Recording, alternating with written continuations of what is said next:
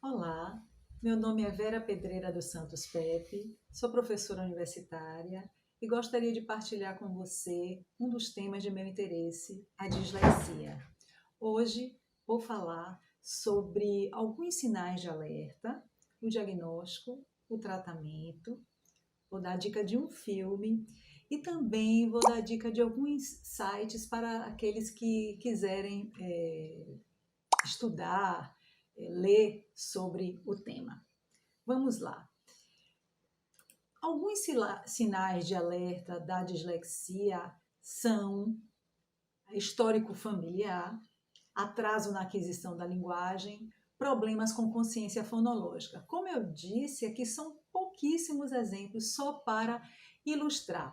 Histórico familiar. Normalmente, uma pessoa com dislexia tem sempre alguém na família com histórico do transtorno. Muitas vezes um pai, um avô, um tio. Então, o histórico familiar é um sinal de alerta que para o qual, né, devemos atentar. Um outro ponto, como eu mencionei, é o atraso na aquisição da linguagem. Em geral, a literatura salienta que pessoas com dislexia demoram mais do que os seus pares para falar. Então, o processo de aquisição da linguagem ocorre de uma forma mais tardia. Então, essa é uma outra característica. E uma terceira que eu trouxe aqui, e que também eu já tinha mencionado anteriormente, é a presença de problemas com execução de tarefas de consciência fonológica. Então, normalmente, o disléxico tem muito mais dificuldade de executar a tarefa de consciência fonológica do que uma pessoa sem a dislexia. E lembrando aqui algumas tarefas de consciência fonológica para ilustrar: rimas, né? Seriam tarefas de consciência fonológica. Nós temos aqui caça, praça, então é um exemplo de rima. Síntese, que quer dizer junção. Então temos exemplo maleta, maleta. Então, se eu pedir para você junte as sílabas, né, dessa palavra maleta, o resultado seria maleta, a resposta. A segmentação, que é a separação, que é o contrário da síntese, está presente aqui no exemplo casa, casa. Então, se eu pedir para você, separe a palavra casa em suas sílabas, em seus pedaços, a resposta seria casa. Então, são tarefas aparentemente, né, simples, mas que para uma pessoa com dislexia apresentam muitas vezes assim, uma grande barreira, uma grande dificuldade. No que diz respeito ao diagnóstico do transtorno, o recomendado é que ele seja dado por uma equipe multidisciplinar, que envolva, por exemplo, psicopedagogos, psicólogos, fonoaudiólogos, que essa equipe trabalhe de uma forma conjunta e que o diagnóstico seja dado normalmente a partir do segundo ano do ensino fundamental. Por quê? Antes disso, no primeiro ano, por exemplo, que era o que tínhamos antes como sendo o ano da alfabetização, é muito cedo para se dar diagnóstico de dislexia.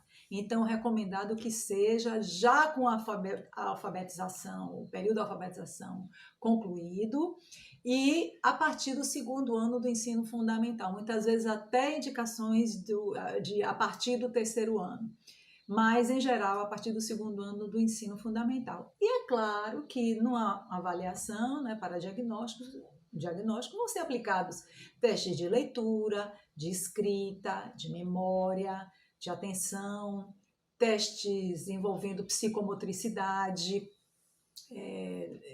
testes em que avaliem, por exemplo, a noção de direita e esquerda, que essa confusão entre direita e esquerda é bastante comum em casos de dislexia. Enfim, uma bateria de testes é aplicada pelos diversos profissionais, cada um na sua área, claro, né? Dentro da sua habilidade. No que diz respeito ao tratamento, assim como o diagnóstico, o tratamento deve ser dado por uma equipe multidisciplinar. Então, envolvendo os profissionais que eu acabei de falar há pouco, e, sobretudo, um profissional extremamente importante, que é este daqui, o professor. Afinal de contas, é o professor que está no dia a dia ali, trabalhando com o aluno que tem o transtorno de dislexia. Então, o professor é aquele profissional, digamos assim, que praticamente mais conhece aquele aluno, aquele sujeito que tem a dislexia. E o que o professor pode fazer? Como é que ele pode ajudar nesse tratamento, não é? Nessa intervenção? Fazendo, por exemplo, atividades diversificadas, atividades visuais, atividades auditivas, orais, ou seja, variar as atividades em sala de aula, não somente colocar no quadro um exercício ou exigir o tempo inteiro que o aluno só faça leitura, né, ou leitura em voz alta, leitura a partir de texto impresso, não. Pode promover, né, outras atividades em sala de aula. Um outro ponto importante também é o que diz respeito às avaliações. As avaliações devem ser diversificadas. Então, fazer prova escrita é importante, isso deve ser mantido, mas não só isso.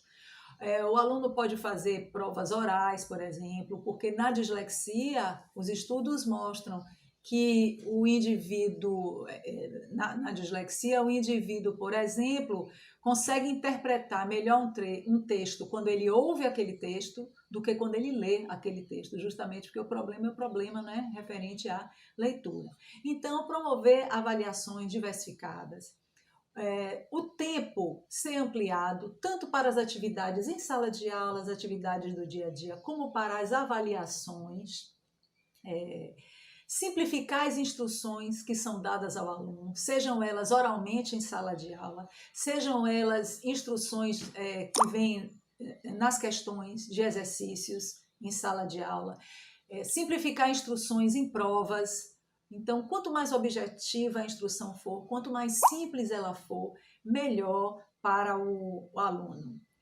Um outro ponto é a gravação de textos. Como eu disse, quando uma pessoa com dislexia ouve um texto que foi gravado, ela processa melhor as informações. Inclusive, celebridades que são disléxicas, né, fazem muito isso, recorrem muito a esse recurso. Tom Cruise é um deles, né? Muitos textos, ele já relatou, já deu declarações que ele gravava ouvindo e não lendo, que isso facilitava muito. Uma outra estratégia muito simples é grifar palavras-chave em textos, então usar o destaca-texto, então o professor auxiliar o aluno nisso, né, chamando atenção para palavras importantes e que vão facilitar a compreensão daquele material impresso. Uma outra atividade aqui, a cruzadinha, é bem interessante e positiva para o auxílio do aluno com dislexia, porque quando uma pessoa faz a cruzadinha, na verdade ela está armazenando, né, estocando de certo modo, treinando isso, a ortografia das palavras. Então, é como se ela estivesse fotografando a imagem das palavras, e a cruzadinha trabalha muito isso, treina muito isso. Pseudopalavras. O trabalho com pseudopalavras, lembrando só pseudopalavras, palavras, né, que são inventadas, embora as estruturas de sílaba sejam possíveis, sejam estruturas daquela língua materna. Mas o trabalho com pseudopalavras melhora muito o desempenho da pessoa em leitura, com palavras desconhecidas, por exemplo, né, palavras que existem, mas que são desconhecidas. Então, promover atividades envolvendo palavras inventadas. Trabalhos com rimas. Muito na educação infantil se trabalha com rimas, parlendas, trava-línguas, isso tudo, além do valor lúdico, né, tem um valor linguístico, um potencial linguístico fantástico. No trava-línguas, por exemplo, só lembrando, existem aquelas migrações de sons de uma sílaba para outra. Então, treinar isso, fazer atividades com trava-línguas, é treinar também consciência fonológica, tá?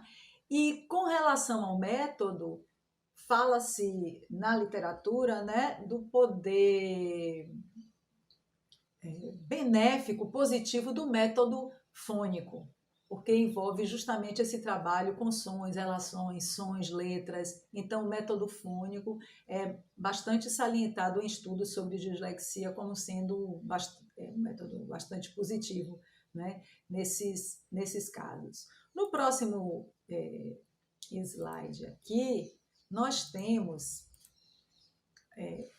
além do professor, um suporte extremamente importante, que é o suporte da família. A família tem um papel fundamental nesse processo, que é dando o suporte afetivo, dando suporte no que diz respeito às tarefas escolares. Muitas vezes a família tem condição de pagar um professor para dar uma banca, ótimo, mas é importante que ela monitore isso também, que ela faça esse acompanhamento das tarefas escolares da criança, não é? Do adolescente, enfim.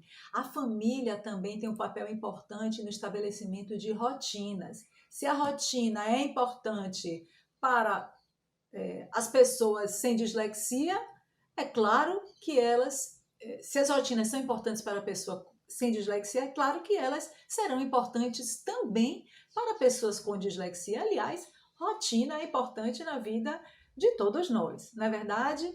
E um outro ponto para o qual eu quero chamar a atenção é evitar a superproteção. Porque definitivamente o disléxico não é um coitadinho. Não. O disléxico é uma pessoa absolutamente normal, com potencial cognitivo normal. Muitos deles, pessoas brilhantes, existem celebridades, profissionais de várias áreas, que têm um talento fantástico e que são disléxicas. Então, a superproteção só atrapalha e deve, de toda forma, ser evitada, tá bem? Como eu tinha falado inicialmente, no que diz respeito ao filme, eu gostaria de dar dica para vocês desse filme Como Estrelas na Terra, porque ele traz esse tema da dislexia. É um filme emocionante. Toda vez que eu assisto, eu choro, acho que eu assisti umas 3, 4 vezes. Então eu recomendo muito. Para quem já assistiu, que assista de novo. E para quem não viu ainda, que assista. Porque eu acho que você vai gostar muito. E, finalmente, como eu havia indicado inicialmente, é que existem sites para quem quiser saber mais sobre a dislexia. E alguns desses sites que eu recomendaria seriam esses daqui. O da ABD, que é a Associação Brasileira de Dislexia, que tem sede em São Paulo. A AND, que é a Associação Nacional de Dislexia, que tem sede no Rio de Janeiro.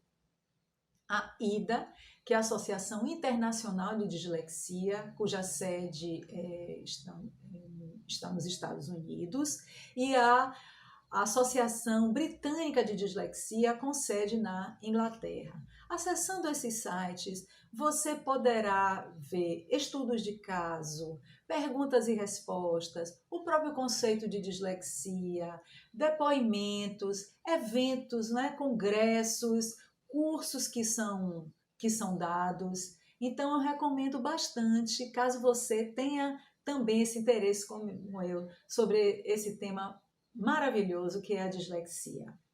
Eu espero que eu tenha contribuído de alguma maneira para aumentar o seu interesse sobre esse tema. E aqui me despeço agradecendo a você mais uma vez e até uma próxima. Obrigada.